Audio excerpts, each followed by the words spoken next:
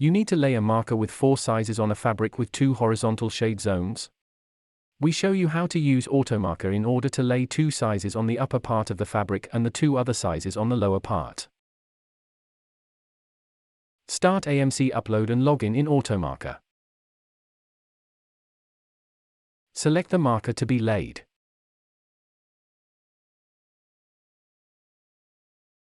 Select one appropriate profile. Open the editor for Smart Placement. Click on Advanced. Give a name for the group. Click on the tab Shade Zones and then on Add Zone. Indicate that you have 2 horizontal shade zones, that they are distributed proportionally, and that there is one overlapping tolerance between the zones from 12%. Click on OK to save the group definition and close the windows. Indicate a name for the AutoMarker job. If you desire, you can save the profiles in order to use it later again. Send the marker to AutoMarker.